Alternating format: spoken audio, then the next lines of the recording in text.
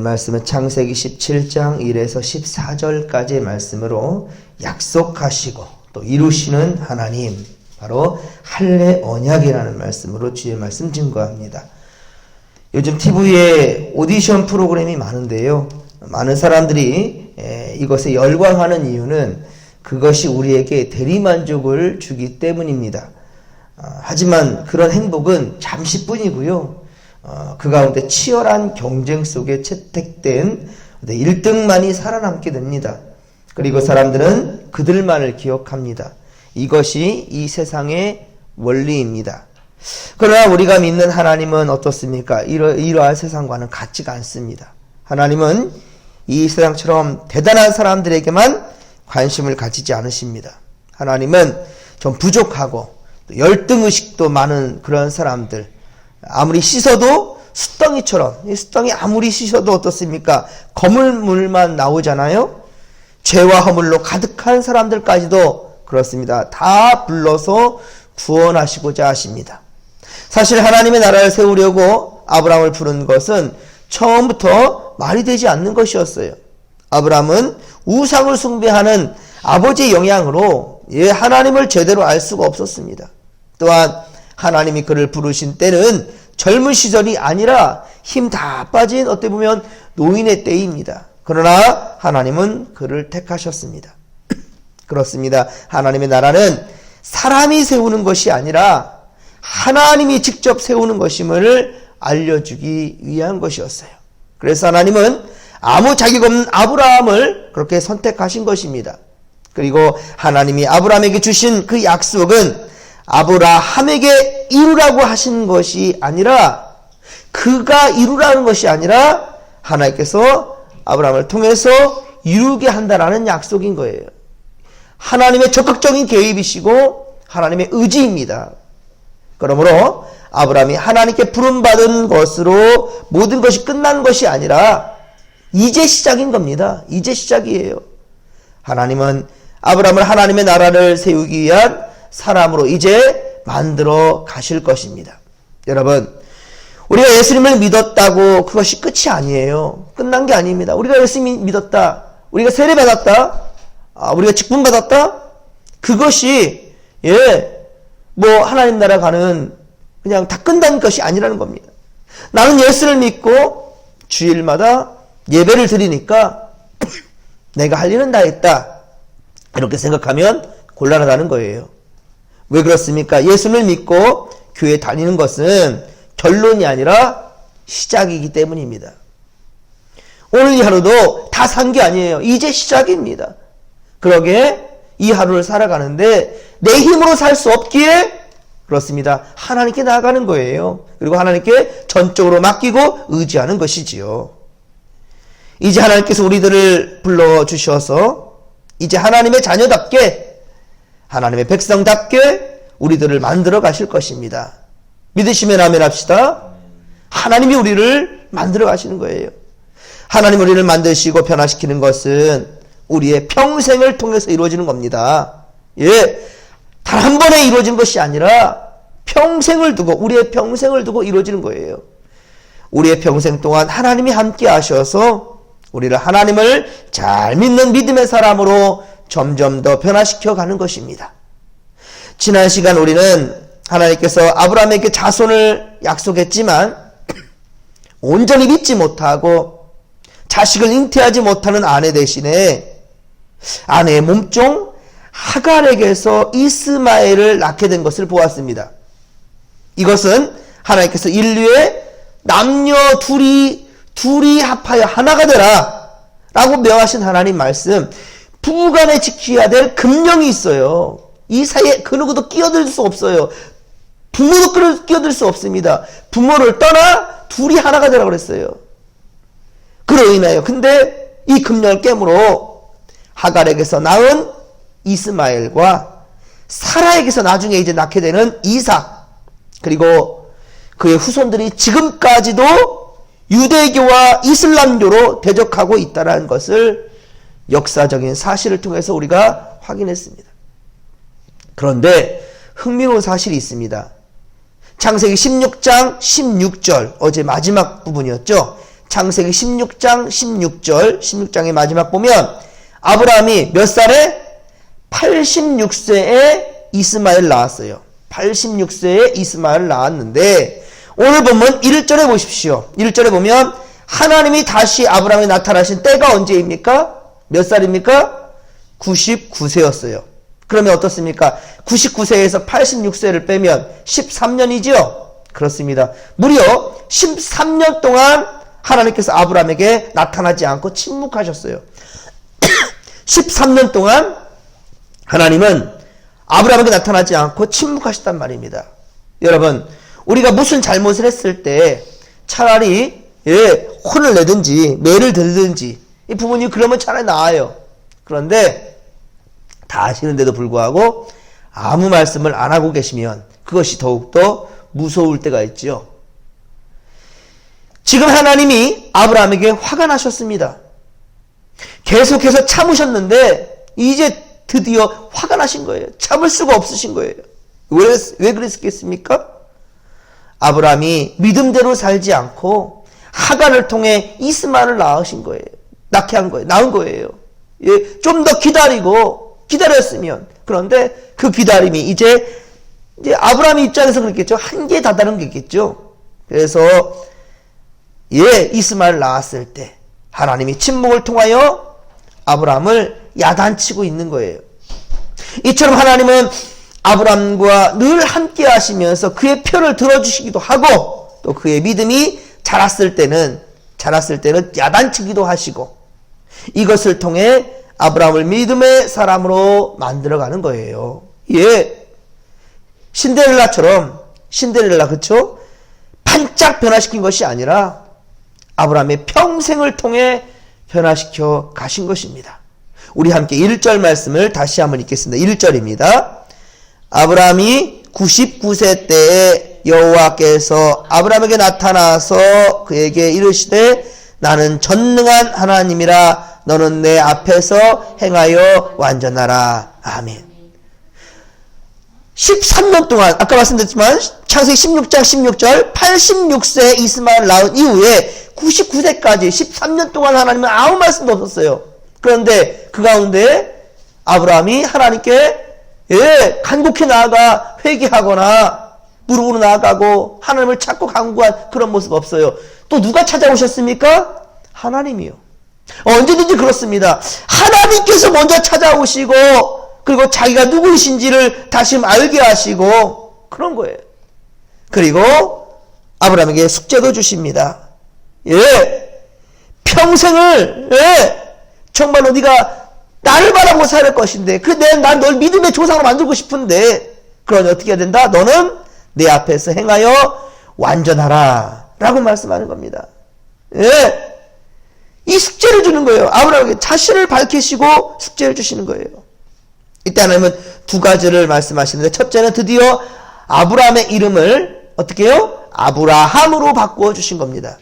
아브라함에게서 이제 아브라함으로. 아브라함은 많은 무리의 아버지다라는 뜻입니다. 많은 무리의 아버지라. 이스마엘을 낳긴 했지만 사실 정실 부인인 사레에게서 낳은 아들이 아니거든요. 아브라함에게 어울리지 않는 그러니까 이름이에요.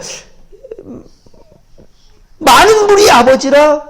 그런데 하나님이 뜻하신 것은 정실 부인인 사라를 통해서 낳아야 되거든요. 그런데 이 하갈에게서 난 이 아들 그 때문에 많은 무리의 아버지라고 말하기에는 아브라함이라는 이름이 썩 어울리진 않습니다. 그런데 이것은 하나님께서 반드시 그를 그렇게 만들 것이라는 바로 하나님의 의지인 거예요. 의지. 다시 한번 사울이 바울 되었던 것처럼 그렇죠? 사울이 바울 되었던 것처럼 이름을 바꾼다는 것은요 그 존재를 바꾸는 겁니다. 그의 사명을 확실히 하는 것이지요. 세상의 사람이었지만 바로 우리를 어떻습니까? 성도로 할렐루야 하나님 나라 백성으로 불러주신 거예요. 또 하나님이 아브라함에게 하신 두 번째 이름 뭐냐? 10절 이하에 보면 뭘 주셨습니까? 할례를 주신 거야. 할례. 예, 지금 우리가 말하면 바로 세례를 베풀어 주신 겁니다. 할례는 남자의 성기에 이 포피를 자르는 것으로 이 세 가지의 또한 의미를 두고 있습니다. 할례라는 것에는요, 세 가지의 의미가 있어요. 첫째는 죄를 제거하는 겁니다. 죄를 제거한다. 몸에 붙은 피부를 잘라냄으로써 이 죄를 제거하는 것을 표시하는 겁니다. 이것은 하나님의 백성은 죄에서 떠나야 한다는 거예요. 왜 여성이 아니고 남성인가? 여러분, 처음 사람을 만들었을 때 바로 아담이었어요. 아담을 흙으로 만들었습니다. 처음으로 원석을 다듬어서 그것으로 정말 걸작품을 만든 거예요. 그리고 거기에서부터 시작되어 여성, 그쵸? 남성의 갈빗대로 여성을 만들었어요. 그러니까 처음으로 들어간다면 아담, 바로 흙에서 아담아가 나온 거예요. 아담아에서 아담이 나온 거예요. 흙에서 사람이 나온 겁니다. 아담은 사람이에요. 예? 더 맨 하면 이 맨이라는 것을 단순히 남자들만 말하는 것이 아니라 사람을 뜻하기도 하거든요. 그러기에 그 대표인 바로 아담, 그 사람, 남자. 그래서 할례를 베풀게 하는 겁니다. 두 번째는요, 할례를 통해 몸에 상처를 내고 그 상처가 계속 흔적으로 남게 하는 겁니다. 여러분, 하나님이 영원히 함께 하신다는 것을 의미하는 거예요. 그 흔적, 영원히 함께 하시겠다. 하나님은 아브라함과 그의 가족, 그의 후손들에게 반드시 할례를 행하라고 하심으로써 하나님께서 언제나 함께 하실 것을 약속해 주셨던 것입니다. 그럼 지금은 이 할례를 해야, 그러니까 지금 어쩌면은 남성의 그 수술을 해야, 그러면 이제 할례 받은 백성이야? 지금도 그걸 받아야만 되느냐? 그렇지 않습니다. 바로 이 모든 것을 끝낸 것이 예수 그리스도셔요. 그리고 우리에게 그 징표를 남성이나 여성이나 할 것이 모두에게 이 징표를 주신 것이 뭐냐? 바로 세례입니다. 아시겠습니까? 그러니까 이 율법적인 것을 우리가 그대로 따라가야 되느냐? 그건 별개인 거예요. 그거 아니에요. 중요한 것은 예수 그리스도로 말미암아 완성시키셨고요. 그리고 지금 우리에게 그 징표가 바로 세례라는 거예요. 그래서 우리 주님께서 마지막에 하신 명령이 무엇입니까? 아버지와 아들과 성령의 이름으로 세례를 주고, 그것이 바로 진짜 징표라는 거예요. 예. 어떤 이들은 구약의 어떤 율법적인 것들을 다 따라가야 되지 않느냐라고 하는데, 모든 율법의 완성이 뭐예요? 마침이 예수 그리스도예요. 자, 셋째는 남성 성기를 성결하게 하여서 거룩한 씨로 자식들을 낳게 하기 위함입니다. 남성의 성기를 깨끗하게 하여서 거룩한 씨로 자손들을 낳게 하기 위함. 이것이 또한 셋째 이유입니다. 하나님은 이처럼 할례를 아브라함에게 주심으로 이제 본격적으로 아브라함을 통해 세워질 하나님의 나라가 어떤 나라인지를 이제 보여주셨습니다. 그렇습니다. 죄에서 완전히 떠나 하나님과 함께하는 나라가 바로 하나님의 나라인 거예요. 하나님 말씀대로 따라가는 것이 하나님 나라 백성인 거죠. 여러분, 이 나라 헌법을 따라될 사람이 어떤 나라 사람입니까? 이 나라 사람이에요. 우리가 정한 질서가 있어요? 이것을 미국 사람들이 따를 이유가 없어요. 필요가 없어요.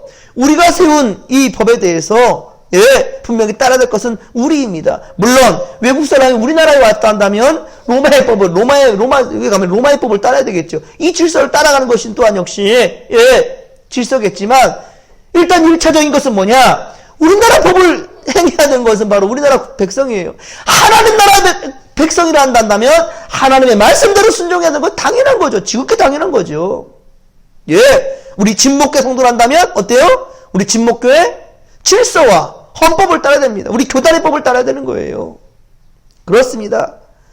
바로 하나님 나라 백성으로서 온전케 하고 주의 명령대로 순종하는 그런 백성들을 낳게 하기 위해서, 바로 이러한 나라를 세우기 위해 하나님은 지금 아브라함을 믿음의 사람으로 만들어가고 있는 거예요. 그리고 창세기 17장 15절에 아브라함의 아내 사레의 이름을 역시 뭐라고? 사라로 바꾸시면서 거룩한 아들 이삭, 약속된 이 자식을 약속해 주신 겁니다. 아브라함도 사라도 자식 주신다는 하나님의 약속을 믿지 못했지만, 자 보십시오. 창세기 17장 21절 내일 보겠지만은요, 창세기 17장 21절에 보면 어떻습니까? 하나님은 이제 정확한 시기까지 약속해 주십니다. 내년 이맘때, 내년 이 시기에 바로 1년 후에, 지금 아브라함의 나이는 17장 1절에 99세지요. 99세. 그러니까 1년 후에, 내년 이맘때에, 이때 이제 이 언약은 바로 이루어진다는 거예요. 아브라함 100세에 자식을 주시겠다라고 확정지어 주신 겁니다. 하지만 하나님은 아브라함을 확실히 검증하시고자 이제 시험을 주시는데요. 자식을 낳게 하지만 계속 아브라함은 온전한 믿음으로 가지 못하는 모습들이 많았잖아요. 그래서 하나님께서는 마지막 시험으로 주신 것이 이제 창세기 21장에 그 이삭을 어떻게 해요? 제물로 바치라. 기가 막히죠. 마지막 시험이 바로 그것이었습니다. 아브라함은 이 하나님의 명령, 즉 시험을 통과함으로써 이제 명실공히 진정 믿음의 사람으로 인정받게 된 거죠. 지금까지 우리가 그래서 믿음의 조상 아브라함이라고 말하고 있죠. 사랑하는 성도 여러분, 오늘 말씀을 통해 하나님은 아브라함뿐만 아니라 우리들도 똑같이 믿음의 사람으로 만들어 가신다는 사실을 믿으시기 바랍니다. 우리 또한 역시 믿음의 사람으로 주님께서는 성도로 부르신 하나님께서 우리를 온전한 믿음의 사람으로 변화시켜 가실 것입니다. 우리의 믿음은 여전히 부족하지요. 그래서 늘 죄에 쉽게 넘어가고 연약한 우리 맞습니다. 그러나 하나님은 우리를 포기하지 않으셨습니다. 그리고 결국 우리를 믿음의 사람으로 완성시킬 것입니다. 할렐루야! 완성시킬 것입니다. 반드시. 바로 이것이 성경을 통해 아브라함의 이야기를 우리에게 들려주시는 하나님의 목적이에요. 성경에 왜 이런 아브라함이 기록되었는가? 참 우리가 이방 다른 종교와 우리 이 기독교의 구분점이 뭐냐? 다른 데는 다 좋은 것들이지만 우리 성경에는요, 인간의 연약한 모습을 여실히 등장하고 있어요. 어쩌면은 창세기 1장, 2장, 3장을 넘어가지 못하여 해서 선악과를 따먹고, 사자에 가서는 최초의 살인사건이 일어나고요. 우리 믿음의 조상 아브라함이라지만 자기 아내를 어떻게 남에게 첩으로 줄 수 있겠습니까? 기가 막힙니다. 그 외에도 모세, 다윗, 솔로몬 할 것 없이 전부 다 어리석은 모습들이 가득가득 차고 넘치는 게 성경입니다. 하물며 여러분, 우리도 항상 부족하고 연약하지요. 얼마나 저 가운데 살아가고 있습니까? 그럼에도 불구하고 하나님은 우리를 단 한 번도 포기하지 않았다는 거예요. 여러분, 13년 동안이나 침묵하신 하나님, 그러나 다시금 불러주잖아요. 우리가 이 아브라함이 믿음으로 나가지 못하니까, 무릎으로 나가지 못하니까, 회개하지 못하니까 하나님께서 찾아오셔요. 하나님께서 오죽하면. 이게 바로 부모된 자의 모습인 거죠. 어제가 우리 어버이 주일이었는데, 그렇습니다. 여기 다 어버이들이요. 정말로 우리가 마음을 품는 그 마음이 하나님의 마음이라는 거예요.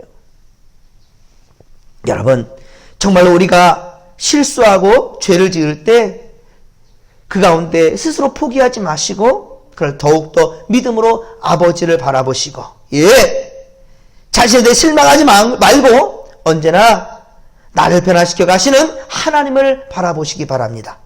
늘 하나님의 뜻대로 살려고 힘쓰는 우리 모두가 되기를 간절히 빌고 소망합니다.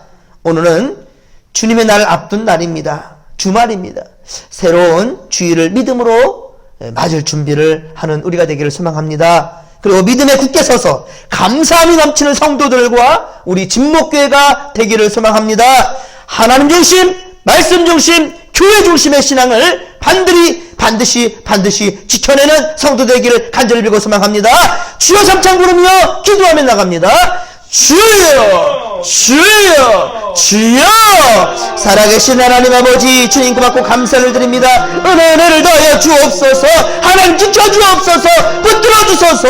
하나님 아버지, 세상적이고 육적이고 인간적인 생각들로서 주의 뜻을 거스르지 아니하는 믿음의 거속들 되기를 원합니다. 함께하여 주옵소서.